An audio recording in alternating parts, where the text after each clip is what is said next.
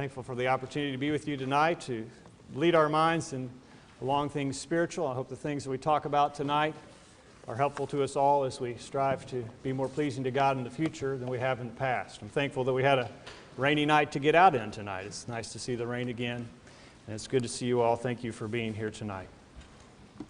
Well, it won't be any surprise to you when I tell you that we live in a world that is in troubling times. There is rioting and social unrest in the news all the time. There are economic concerns.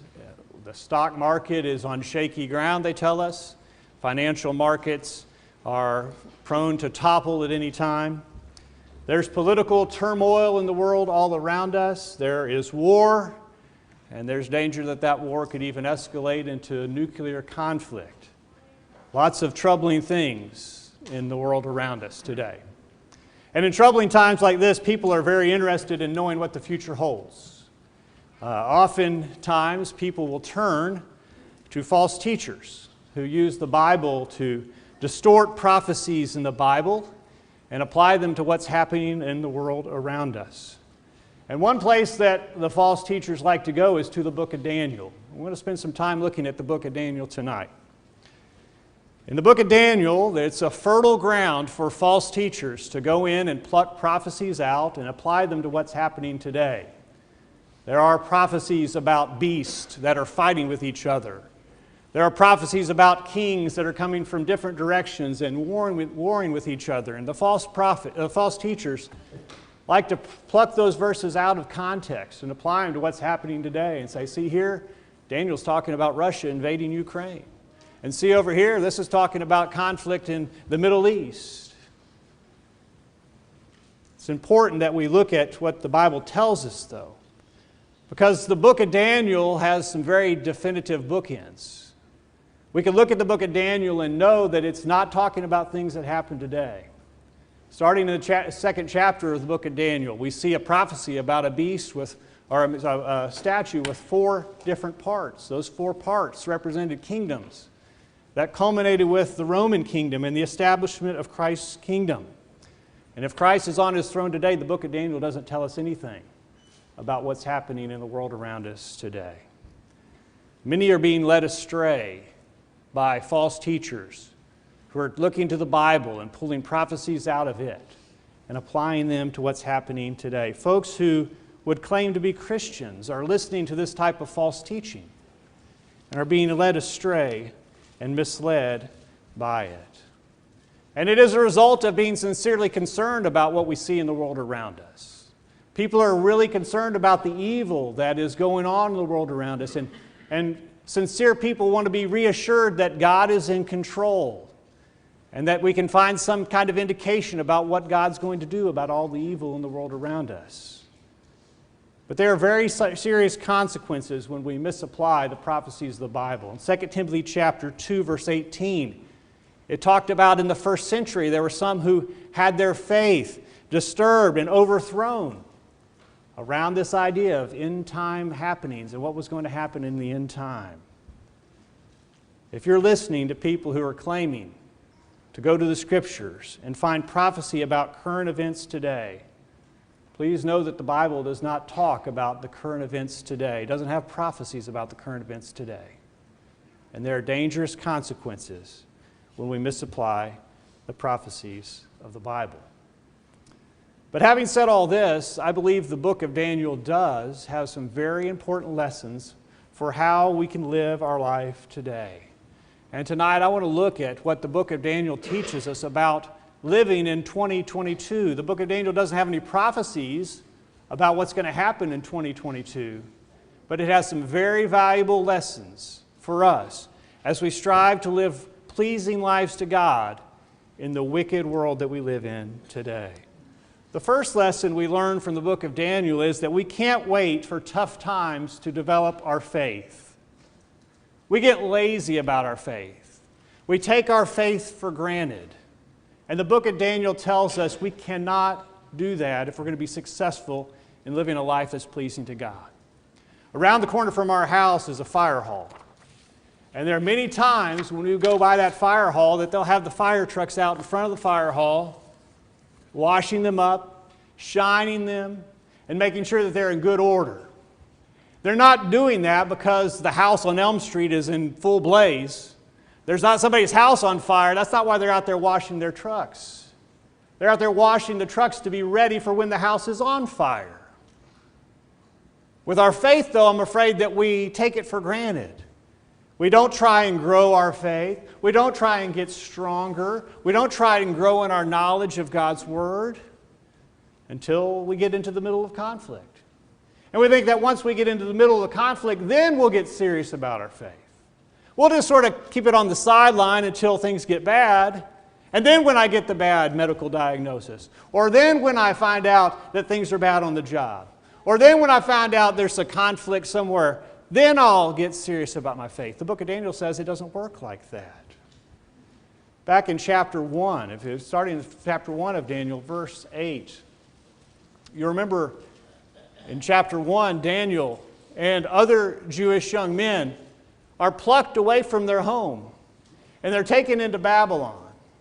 And they're presented with a conflict to their faith. The conflict is they're going to give you a diet of things to eat that a Jewish boy has no business eating. Are you going to eat that food and deny your faith in God?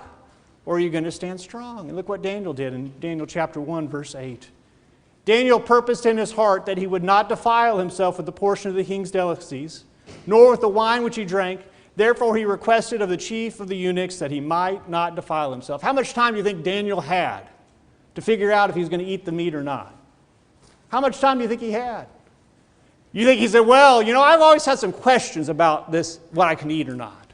I think I really need to study up on that.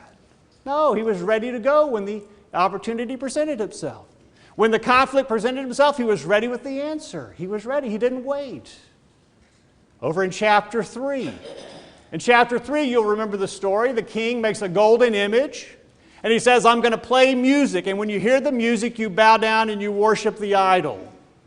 And Shadrach, Meshach, and Abednego don't do that. And you remember he calls them to him and says, now you guys know the rules.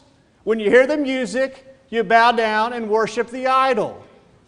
How much time did they have to figure out if we're going to worship the idol or not? They didn't have time, did they? And notice what their response was in chapter 3, beginning of verse 16. Shadrach, Meshach, and Abednego answered and said to the king, O Nebuchadnezzar, we have no need to answer you in this matter. If that is the case, our God, whom we serve, is able to deliver us from the burning fiery furnace, and he will deliver us from your hand, O king. But if not, let it be known to you, O king, that we do not serve your gods, nor will we worship the gold image which you have set up. Shadrach, Meshach, and Abednego didn't have to get in a huddle and say, you know what? We got to start getting serious about our worship. We haven't been taking this serious. We're going to have to get serious about it. No. They were strong when the opportunity presented itself, when the conflict presented itself. We can't wait until we get in the middle of conflict to decide that we're going to be serious about our faith. In chapter 6 of Daniel, you remember in chapter 6, Daniel's adversaries tricked the king into signing a decree that if anybody prays to some being other than the king, he gets thrown in the lion's den. And Daniel, when he finds out that the decree has been signed, what does he do? He says, oh, wow, I'm going to have to get serious. I need to figure out what I'm going to do. No. What did he do? Look at Daniel chapter 6, beginning in verse 10. Now when Daniel knew that the writing was signed, he went home, and in his upper room, with his windows open toward Jerusalem, he knelt down on his knees 3 times that day and prayed and gave thanks before his God, as was his custom since early days. He didn't have to get serious about his faith, did he? He was already serious about his faith. We're going to have to go through difficult times in our lives. And when you look at the world around us, the times might get very difficult. We cannot wait until we're in the middle of the conflict and the crisis to be serious about our faith. I want to tell you, if our faith is not strong before the crisis, before the tough times get here, chances are that we will not endure. The book of Daniel teaches us that we have to work on our faith before the difficult times come. And while we're working on our faith, we need to be working on making sure that our faith is our faith. Back in the first chapter, chapter 1, that story about the king presenting the food before the Jews that they weren't authorized to eat. Start reading with me in verse 5. Daniel chapter 1, beginning of verse 5. And the king appointed for them a daily provision of the king's delicacies and of the wine which he drank, and 3 years of training for them, so that at the end of that time they might serve before the king. Now from among those of the sons of Judah were Daniel, Hananiah, Mishael, and Azariah. To them the chief of the eunuchs gave names. He gave Daniel the name Belteshazzar, to Hananiah Shadrach, to Mishael Meshach, to Azariah Abednego. But Daniel purposed in his heart that he would not defile himself with the portion of the king's delicacies, nor with the wine which he drank. Therefore he requested of the chief of the eunuchs that he might not defile himself. Now God had brought Daniel into the favor and goodwill of the chief of the eunuchs. And the chief of the eunuchs said to Daniel, I fear my lord the king, who has appointed your food and drink. For why should he see your faces looking worse than the young men who are your age? Then would you endanger my head before the king? Daniel, Shadrach, and Meshach, and Abednego apparently weren't the only Jewish boys who were in captivity. But apparently they were the only Jewish boys who said, no, we're not going to do that. There were apparently a lot of other Jewish boys who compromised, because the eunuch says, you're going to look worse than these other kids that are eating the king's delicacies. You're going to make me look bad. And Daniel and Shadrach and Meshach had faith that was strong. It was their own faith. They weren't reliant on those who were around them. I'm going to tell you, people are going to let us down. Some are going to deny the faith and go back into the world. And that can be very unsettling. And sadly, other people lose their faith because someone else lost their faith. Our faith has to be our own faith. Other people are going to fall and fail in the area of temptation and fail in very dramatic and terrible ways. We can't allow that to shake our faith. People that you thought would stand strong for what was right are going to compromise. We can't allow that to shake our faith. If our faith is not our own, we will, unfortunately, likely follow suit when others let us down. And young people, your faith needs to be your faith, not faith that's based on the fact that you've got a lot of friends who have the same faith.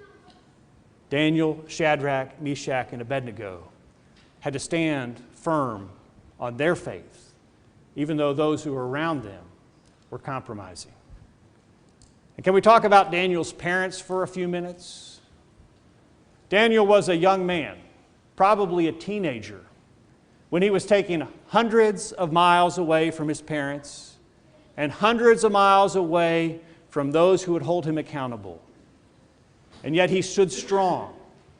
He stood strong in the face of the king who had told him to eat that food, and he says, no, I'm not going to eat that food. Daniel had incredible faith at a young age. And we know nothing about his parents. We don't know their names. We don't know anything about them. And yet they left us an incredible legacy. The faith that they instilled in their young boy Daniel at an early age. We don't know how much money they had. We don't know what kind of house they lived in, what kind of chariot they rode in. We don't know anything about the extravagant vacations they took to the Dead Sea every year. We know what is most important. They taught their young kid about God, and they instilled faith in Him. We need to make sure that we aren't waiting for the difficult times to be serious about developing our faith. Secondly, from the book of Daniel, we learn that the kingdoms of men come and go. Political turmoil is evident in the world that we live in today. The idea of governments toppling and being overturned is very real now, isn't it? And these types of events can be unsettling for us. But the book of Daniel tells us very clearly that the political landscape that we have today is nothing new. Governments have in the past and will continue in the future to come and go. In chapter 2, Nebuchadnezzar has a dream about a figure that has 4 parts, and those 4 parts represent 4 kingdoms that are going to come and go. And repeatedly throughout the rest of the book, we read about kingdoms coming and going, coming and going. There are a lot of people today that are worried about the future of the U.S. Will the United States of America fall? And it's causing a lot of anxiety. But the book of Daniel tells us that kingdoms of men come and go. They have throughout time, and they will continue to come and go as long as time remains. We didn't make sure, though, that our security is not based on the strength of the nation that we live in. Because if time stands long enough, we can be confident that the United States of America will fall. Our strength and our security is not in this. In 1 Corinthians chapter 2, verse 5, Paul says this, that your faith should not be in the wisdom of men, but in the power of God. Our faith has to be grounded and rooted in God. Daniel tells us that the kingdoms of men will come and go. But he also tells us, in spite of all that, as we watch kingdoms of men come and go, that God is in control. Things in our world seem to be spinning out of control. Governments, even our government, it seems, is corrupt. Governments are oppressive. Leaders are arrogant and have no regard for God. In fact, many of our leaders, it appears, are working to enact laws that expressly oppose God and His will. And it is very easy to become discouraged. It seems that the wicked are always successful in their agendas. God is being driven farther and farther out of our society, and we wonder, what will the end be? How bad will it get? Well, the book of Daniel reminds us that God is in control. King Nebuchadnezzar in chapter 4 was very powerful. And this power led Nebuchadnezzar to become very arrogant. And God said, not so fast, I'm going to show you who's in control. In Daniel chapter 4, we read 3 times where it says explicitly, God is in control. One of those places is in chapter 4, verse 25. Nebuchadnezzar was going to be driven from men. Your dwelling shall be with the beasts of the field, and they shall make you eat grass like oxen. They shall wet you with the dew of heaven, and 7 times shall pass over you. Notice this, till you know that the Most High rules in the kingdom of men and gives it to whomever He chooses. He says, Nebuchadnezzar, you're feeling pretty froggy, but I'm in control. I'm going to show you who's in control. I am. And it hasn't changed today. God is in control. To put it in simple terms, there's no wicked scheme of any wicked government today that God isn't aware of. There's no agenda of any group of people, regardless of how rich or powerful or entrenched they are, that can overrule God's agenda for this world. God is in control. There's nothing going on in the world around us today that has God scratching His head and saying, whoa, I didn't expect that. What are we going to do about this? Oh boy, we got a problem on our hands. No, God is in control. God rules in the kingdoms of men. Daniel tells us that over and over again. And we need to have confidence that God is in control. Kingdoms of men are going to come and go. But God is in control. And when we understand that God is in control, then that lends some clarity to other passages like Romans chapter 13. Romans chapter 13, beginning of verse 1 says, let every soul be subject to the governing authorities.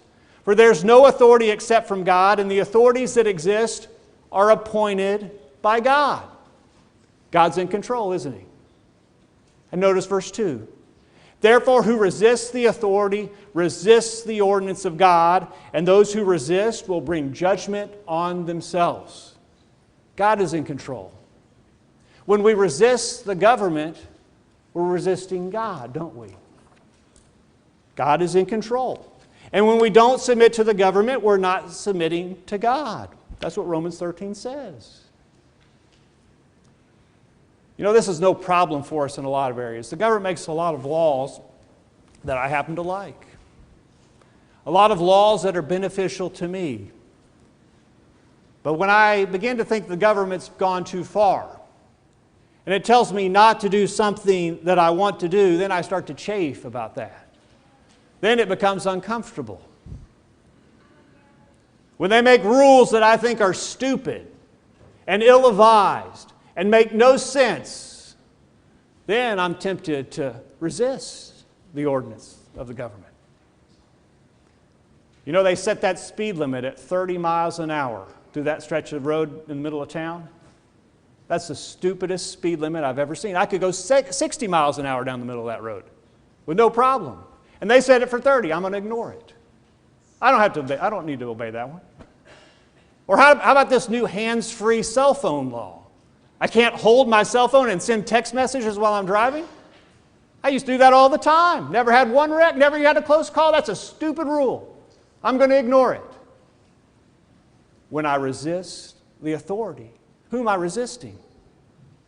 It's not just some goofball in Nashville or Washington.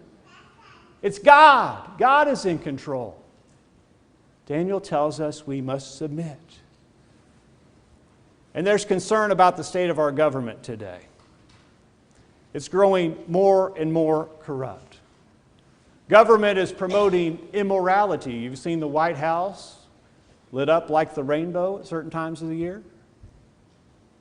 The government, the president, is saying how he wants to protect and promote abortion. All of the terrible things that our government is doing. And some are saying we need to revolt. It's time that we have a revolution, that we stand up and we fight back. I want to tell you, brethren, God is in control. And God says you submit. Christians can't be a part of any kind of revolution or revolt against our government because God is in control and He says to submit. We cannot be a part of any type of revolution. God is in control. And somebody say, well, it's my constitutional right. The Constitution says we can have an armed militia so that if the government gets corrupt, we can fight back and we can revolt against the government. I'll tell you, the Constitution can't tell me to do anything that's sinful. God said submit. If the Constitution says you can revolt, I've got to follow God. I've got to obey God rather than men. What if the Constitution said if the government gets corrupt, you can walk naked down Main Street and shout profanities? Would you say, well, I'm going to do that because the government's corrupt? No, the government can't tell you to do something sinful. The Constitution can't tell you to do something sinful. We must submit. God is in control. Well, the world's really bad, though. The government's really bad. Well, the book of Daniel goes on and tells us that it will never be so bad that the righteous will be forsaken. You know, there's a lot of anxiety about where the world is heading. There's concern that our economic system is going to collapse. All the banks are going to fail, that our money will be worthless. There's concern that supply chain issues are going to make it impossible for us to get the things that we need. There's concern that our power grid could go down, that the bad guys could take out our power grid and we could be without power for an extended period of time. No electricity. There's a concern that our food supply could become corrupted and compromised. Maybe the war in Ukraine is going to cause our food supply to fail and there'll be no food. There's a lot of anxiety. Even more concerning is anxiety about where things will go for people of faith. Are things going to get bad for those who profess faith in Christ? There's numerous fears, and some of them legitimate, some of them probably illegitimate about how things are going to go for Christians. Fear that coming generations will have no regard for God or His children. That schools are beginning to teach things that ingrain the idea that there's no God. That God even is a curse to our society. That God makes life bad and you need to reject the idea of God. Schools teaching that. The entertainment industry that's pushing immorality in every way they can get. You know, they're They're trying to push it on our kids. They've been forthcoming and expressly said, we're trying to pervert your kids. There's fear that the government might be tracking Christians and developing a list to begin eradicating Christians. Fear that some new hate speech laws are going to make it very difficult for those who preach the truth about God's Word. It's happening in Canada. Could it happen here? Lots of concern. Concern that legislation is going to make it difficult for us to live our lives like God instructs. And then add the numerous conspiracy theories that are out there, and boy, you can really become anxious about where things are headed. But Daniel has an important message for us when we get worried about what the future holds. In Daniel chapter 12, verse 1. In Daniel chapter 12, verse 1, at that time Michael shall stand up, the great prince who stands watch over the sons of your people. And there shall be a time of trouble such as never was since there was a nation, even to that time. And at that time your people shall be delivered, everyone who is found written in the book. Daniel said there's going to be some really bad times. Some really bad times. And times have been pretty bad in Daniel's day. But he says there's coming a time that's worse than it's ever been before. Notice what he says here. There is to be such a time of trouble such as never was since there was a nation, even to that time. What's he talking about there? Well, I believe he's talking about the same thing that Jesus is talking about in Matthew chapter 24. Jesus uses the same language. And Jesus is talking about the destruction of Jerusalem in 70 AD. But Jesus puts one more fact in here, one more detail that's very important for us as we live in 2022. Jesus says in Matthew 24, verse 21, "For then there will be great tribulation such as has not been since the beginning of the world until this time." That sounds exactly like what Daniel said, wasn't it? About this time is coming. There's never been anything this bad. Jesus is talking about the destruction of Jerusalem in 70 AD. But notice what else Jesus throws in at the end. Nor ever shall be. Jesus said it's about to get as bad as it has ever been before in 70 AD. And he goes on to say it's never going to be this bad again. What does that tell you about 2022? It might get really bad around here. It might get really, really bad. But I'm going to tell you, it's not going to be as bad as it was in 70 AD. Things might get really bad. Paint up a picture as dark and as gloomy as you can paint. Let your imagination go wild. Throw all your fears in about where the general public is heading in their morality. Throw in all your fears about what the government might do to outlaw Christianity. And while you're at it, throw in some of those conspiracy theories too. Just make it bad. The Chinese really are burrowing tunnels under the United States, and they've got a bunker under your bedroom. And they're going to pop up at any time and start killing us all. Paint it as dark and as gloomy as you want. Jesus says it won't be as bad as it was in 70 AD. Now, why is that important? Because back in Daniel chapter 12, verse 1, Daniel says, "And at that time your people shall be delivered, everyone who is found written in the book." Daniel says it's going to get terrible, and the righteous will not be forsaken. They weren't forsaken in 70 AD, and they won't be forsaken in 2022 or whenever.